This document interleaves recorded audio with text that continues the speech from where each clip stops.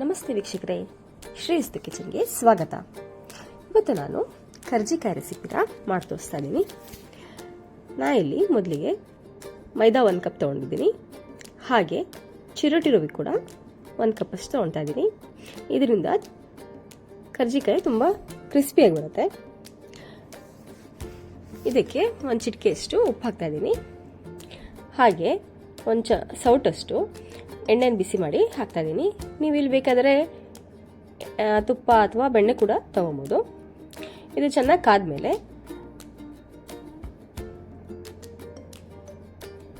ಹೀಗೆ ಕಲಿಸ್ಕೊಂಡು ಈ ಹಿಟ್ಟಿಗೆ ಬಿಸಿ ಎಣ್ಣೆ ಹಾಕ್ತಾ ಇದ್ದೀನಿ. ಇದು ಬಿಸಿ ಎಣ್ಣೆ ಹಾಕಬೇಕಾದ್ರೆ ತುಂಬ ಹುಷಾರಿಯಾಗಿರಿ, ಯಾಕಂದರೆ ತುಂಬ ಬಿಸಿ ಇರುತ್ತೆ. ಆಮೇಲೆ 1 ಸ್ಪೂನಿಂದ ಸ್ವಲ್ಪ ಮಿಕ್ಸ್ ಮಾಡ್ಕೊಳ್ಳಿ. ಈಗ ಸ್ವಲ್ಪ ತಣ್ಣಗಾದ್ಮೇಲೆ ಕೈಯಿಂದ ಚೆನ್ನಾಗಿ ಎಲ್ಲ ಕಡೆನೂ ಹಿಟ್ಟಿಗೆಲ್ಲ ಹೊಂದೋ ಹಾಗೆ ಮಿಕ್ಸ್ ಮಾಡ್ಕೊಳ್ಳಿ. ನೋಡಿ, ಹೀಗೆ ಉಂಡೆ ಥರ ಬರಬೇಕು, ಆವಾಗ ಚೆನ್ನಾಗಿ ಮಿಕ್ಸ್ ಆಗಿದೆ ಅಂಥೇಳಿ. ಈಗ ಇದಕ್ಕೆ ಸ್ವಲ್ಪ ನೀರು ಹಾಕ್ಕೊಂಡು ಚೆನ್ನಾಗಿ ಕಲಿಸ್ಕೊಳ್ಳೋಣ. ನೋಡಿ, ಈ ಥರ ಚಪಾತಿ ಹಿಟ್ಟಿಗೆ ಕಲಿಸ್ಕೋಬೇಕು. ಈಗ ಫಿಲ್ಲಿಂಗಿಗೆ 3 ಏಲಕ್ಕಿ ತೊಗೊಂಡಿದ್ದೀನಿ. ಹಾಗೆ ಬೆಲ್ಲ, ಹುರ್ಗಡ್ಲೆ,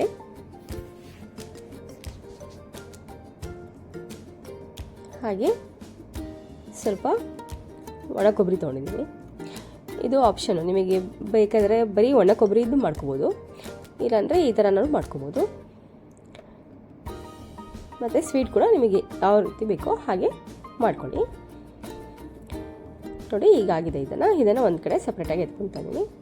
ಇದಕ್ಕೆ ಸ್ವಲ್ಪ ಬಿಳಿ ಎಳ್ಳು ಹಾಕಿದ್ದೀನಿ. ನೋಡಿ, ಈಗ ಮೈದಾ ಮಿಕ್ಸ್ ಮಾಡಿದ್ದು ಚೆನ್ನಾಗಿ ಮಿಕ್ಸ್ ಆಗಿದೆ. ಇದನ್ನು ಚೆನ್ನಾಗಿ ನಾದ್ಕೊಳ್ಳೋಣ ಮತ್ತೆ ಹಿಟ್ಟು. ಈಗ ಇದನ್ನು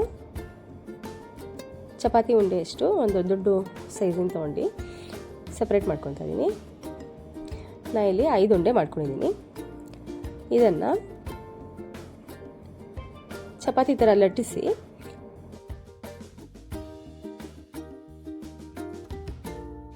ಒಂದು ಕಡೆ ಇಟ್ಕೊತಾ ಇದ್ದೀನಿ.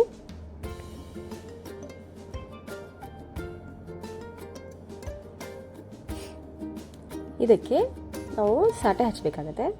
ಹಾಗಾಗಿ ಈ 5 ಉಂಡೆಯನ್ನು ಸಪ್ರೇಟು ಲಟ್ಟಿಸಿ ಎತ್ತಿಟ್ಕೊಳ್ತಾ ಇದ್ದೀನಿ. ನೋಡಿ, ಈ ರೀತಿ. ಈಗ ಸಾಟೆ ಹಚ್ಚೋದಕ್ಕೆ ಒಂದು ಬೌಲ್ ತೊಗೊಳ್ಳೋಣ. ಅದಕ್ಕೆ 1-2 ಸ್ಪೂನಷ್ಟು ಅಕ್ಕಿ ಹಿಟ್ಟು ಹಾಕಿದ್ದೀನಿ. ಹಾಗೆ 2 ಸ್ಪೂನಷ್ಟು ತುಪ್ಪ ಹಾಕಿದ್ದೀನಿ. ನೀವು ಇಲ್ಲೂ ಕೂಡ ಬೆಣ್ಣೆ ಅಥವಾ ಎಣ್ಣೆ ಕೂಡ ಹಾಕೋಬೋದು. ಇಲ್ಲಿ ತುಪ್ಪ ಹಾಕಿದ್ದೀನಿ. ಇದನ್ನು ಚೆನ್ನಾಗಿ ಮಿಕ್ಸ್ ಮಾಡಬೇಕಾಗತ್ತೆ. ನೋಡಿ, ಈಗ ಯಾವ ಥರ ಕಲರ್ ಇದೆ. ಆಮೇಲೆ ಇದು ಕಲರ್ ಚೇಂಜ್ ಆಗಬೇಕಿದು, ಆ ರೀತಿ ಮಿಕ್ಸ್ ಮಾಡ್ಕೋಬೇಕು. 1-2 ಮಿನಿಟ್ಸ್ ಆದರೂ ಚೆನ್ನಾಗಿ ಮಿಕ್ಸ್ ಮಾಡ್ಕೋಬೇಕು. ನೋಡಿ, ಈಗ ಎಲ್ಲೋ ಇರೋದು ಬೆಣ್ಣೆ ಥರ ಚೇಂಜ್ ಆಗೋದು ಕಲರ್. ಇದು ಆವಾಗಂಗೂ ಮಿಕ್ಸ್ ಮಾಡ್ಕೋಬೇಕು, ಆವಾಗ ಆಗಿದೆ ಅಂತ ಅರ್ಥ. ಇದು ನೋಡಿ, ಹೇಗೆ ಕಲರ್ ಚೇಂಜ್ ಆಗಿದೆ. ಈ ಥರ ಸಾಫ್ಟ್ ಆಗಬೇಕು, ಬೆಣ್ಣೆ ಥರ ಆಗಬೇಕು. ಈಗ ಈ ಸಾಟೆನ ಈ ಹಿಟ್ಟಿನ ಮೇಲೆ ಚೆನ್ನಾಗಿ ಸ್ಪ್ರೆಡ್ ಮಾಡ್ಕೊಳ್ಳಿ. ನಿಮಗೇನಾದರೂ ಸ್ವಲ್ಪ ಒಣ ಅನಿಸಿದರೆ ಇನ್ನು ಸ್ವಲ್ಪ ತುಪ್ಪ ಅಥವಾ ಎಣ್ಣೆ ಹಾಕೋಬೋದು. ಮಿಕ್ಸ್ ಮಾಡಿ ಹಚ್ಚಿ ಈ ರೀತಿ ಎಲ್ಲ ಕಡೆ ಸ್ಪ್ರೆಡ್ ಮಾಡಬೇಕು. ಆಮೇಲೆ ಹೀಗೆ ಲೇಯರ್ ಆಗಿ ಒಂದೊಂದೇ ಇಟ್ಟು ಅದ್ರ ಮೇಲೆ ಹಚ್ಚಿ ಎಲ್ಲ ಲೇಯರ್ಗೂ ಚೆನ್ನಾಗಿ ಹಚ್ಚಿ ಈಗ ಈ ರೀತಿ ರೋಲ್ ಮಾಡ್ಕೋಬೇಕು. ಇದು ಸ್ವಲ್ಪ ಟೈಟಾಗಿ ಗಟ್ಟಿಯಾಗಿ ರೋಲ್ ಮಾಡಿಕೊಂಡ್ರೆ ಆವಾಗ ಚೆನ್ನಾಗಿ ಬರುತ್ತೆ ಕರ್ಜಿಕಾಯಿ. ನೋಡಿ, ಈ ಥರ ಗಟ್ಟಿಯಾಗಿ ಪ್ರೆಸ್ ಮಾಡಿ ರೋಲ್ ಮಾಡಬೇಕಾಗತ್ತೆ.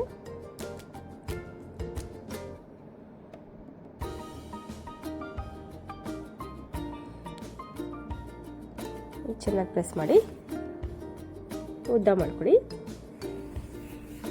ಇದನ್ನು 4 ಭಾಗ ಕಟ್ ಮಾಡ್ತಾ ಇದ್ದೀನಿ ನಾನು. ಆವಾಗ ಈಸಿ ಆಗುತ್ತೆ.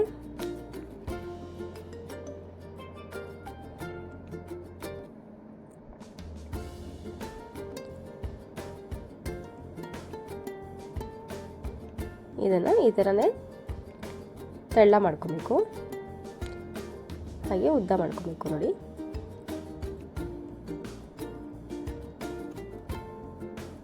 ಇಲ್ಲಾಂದರೆ ಹಾಗೆ ಉಜ್ಜಕ್ಕೆ ಹೋದರೆ ಅದು ಲೂಸ್ ಆಗಿಬಿಡತ್ತೆ ಎಲ್ಲ ಪದರ ಎಲ್ಲ.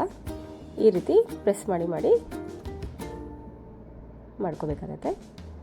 ನೋಡಿ, ನಿಮಗೆ ಯಾವ ಸೈಜ್ ಬೇಕೋ ಆ ಥರ ಉಂಡೆನ ಕಟ್ ಮಾಡ್ಕೊಳ್ಳಿ. ನಾನು ಈ ಸೈಜಲ್ಲಿ ಕಟ್ ಮಾಡ್ತಾ ಇದ್ದೀನಿ. ಹೀಗೆಲ್ಲ ಕಟ್ ಮಾಡಿದಾಗಿದೆ. ಒಂದು ಕಡೆ ಎಡ್ತಿಟ್ಕೊಡ್ತಾ ಇದ್ದೀನಿ. ಈ ಹಿಟ್ಟಿನ ಮೇಲೆ ಹಸಿ ಬಟ್ಟೆ ಅಥವಾ ಪ್ಲೇಟನ್ನು ಮುಚ್ಚಿಡಿ, ಇಲ್ಲಾಂದರೆ ಒಣಗೋಗ್ಬಿಡೋದು. ನೋಡಿ, ಈ ರೀತಿನೇ ನೀಟಾಗಿ ಹಿಟ್ಟನ್ನು ಫೋಲ್ಡ್ ಮಾಡ್ಕೋಬೇಕಾಗತ್ತೆ. ಇಲ್ಲಾಂದರೆ ಪದರ ಇರೋ ಕಡೆ ಮಾಡಿಕೊಂಡ್ರೆ ನಿಮಗೆ ಫಿಲ್ಲಿಂಗ್ ಮಾಡಿದರೆ ಎಣ್ಣೆಯಲ್ಲಿ ಕರಿಬೇಕಾದ್ರೆ ಹಾಳಾಗ್ಬಿಡತ್ತೆ, ಓಪನ್ ಆಗಿಬಿಡತ್ತೆ. ಸೊ ಹಂಗೆ ಈ ರೀತಿ ಫೋಲ್ಡ್ ಮಾಡ್ಕೊಳ್ಳಿ. ಈ ಥರ ಲಟ್ಸ್ಕೊಳ್ಳಿ ನೀವು.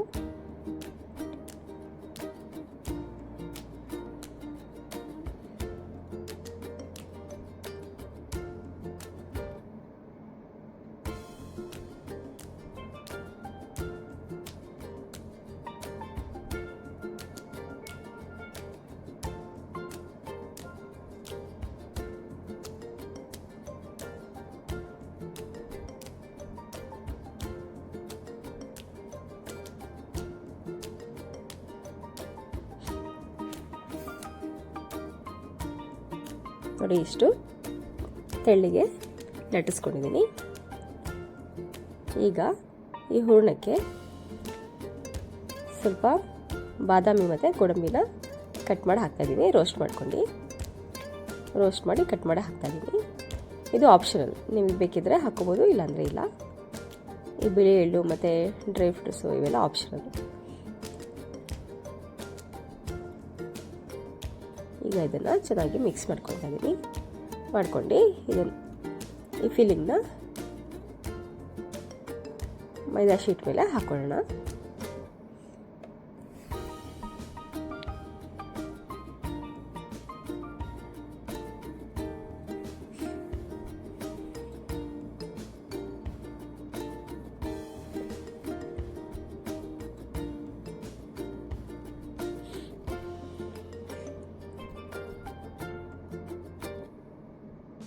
ನೋಡಿ, ಈ ಥರ ನೀಟಾಗಿ ಹಾಕೊಳ್ಳಿ.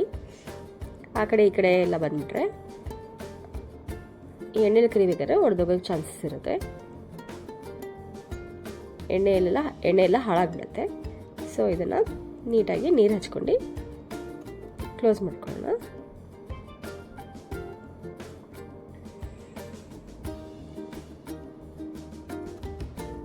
ಹೂರಣ ಹೊರಗಡೆ ಬರದೇ ಇರೋ ಹಾಗೆ ನೀಟಾಗಿ ಸೀಲ್ ಮಾಡ್ಕೊಳ್ಳೋಣ.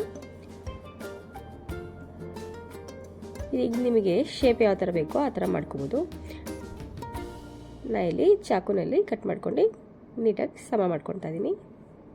ಎಕ್ಸಸ್ ಇರೋದನ್ನೆಲ್ಲ ಕಟ್ ಮಾಡಿ ತೆಗಿತಾ ಇದ್ದೀನಿ. ಆಮೇಲೆ ಈ ಫೋರ್ಕ್ ಸಹಾಯದಿಂದ ಈ ಥರ ಡಿಸೈನ್ ಮಾಡ್ತಾ ಇದ್ದೀನಿ. ನೀವು ಯಾವ ರೀತಿ ಬೇಕಾದರೂ ಡಿಸೈನ್ ಮಾಡ್ಕೊಬೋದು. ನೋಡಿ, ಈಗ ಇದು ರೆಡಿಯಾಗಿದೆ. ಈಗ ಇದನ್ನು ಎಣ್ಣೆಯಲ್ಲಿ ಕರಿಯೋಣ. ಇದನ್ನು ಹೈ ಫ್ಲೇಮಲ್ಲಿ ಕರಿತಾ ಇದ್ದೀನಿ.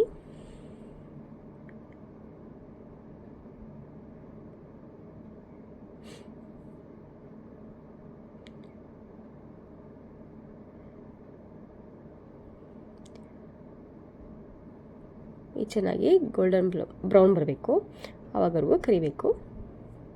ನೋಡಿ, ಈಗ ಇದಾಗಿದೆ. ಈಗ ಇದನ್ನು ತೆಗೆದಿಟ್ಕೊಳ್ಳೋಣ. ರುಚಿಯಾದ ಬಿಸಿ ಬಿಸಿಯಾದ ಕರ್ಜಿಕಾಯಿ ರೆಡಿಯಾಗಿದೆ. ಗಣಪತಿಗೆ ತುಂಬ ಇಷ್ಟವಾದ ತಿಂಡಿ ಇದು. ನೀವು ಇದೇ ಹಿಟ್ಟಲ್ಲಿ ಮೋದಕ ಮಾಡ್ಕೋಬೋದು, ಮತ್ತು ಮೈದಾ ಹಿಟ್ಟಲ್ಲಿ ಚಿರೋಟಿ ಮಾಡ್ಕೊಬೋದು. ಹೀಗೆ ಬೇರೆ ಬೇರೆ ಐಟಮ್ಸ್ ಎಲ್ಲ ಮಾಡ್ಕೊಂಡು ನೈವೇದ್ಯ ಮಾಡ್ಬೋದು. ನೀವು ಮಾಡಿ ನೋಡಿ ಹೇಗಿತ್ತು ಅಂತ ಕಾಮೆಂಟ್ ಸೆಕ್ಷನಲ್ಲಿ ತಿಳಿಸಿ. ಎಲ್ಲರಿಗೂ ಗೌರಿ ಗಣೇಶ ಹಬ್ಬದ ಶುಭಾಶಯಗಳು. ಯಾರಾದರೂ ಹೊಸದಾಗಿ ನೋಡ್ತಾ ಇದ್ದರೆ ನನ್ನ ಚಾನಲ್ನ ಲೈಕ್ ಮಾಡಿ, ಶೇರ್ ಮಾಡಿ, ಹಾಗೆ ಸಬ್ಸ್ಕ್ರೈಬ್ ಮಾಡಿ. Thank you for watching.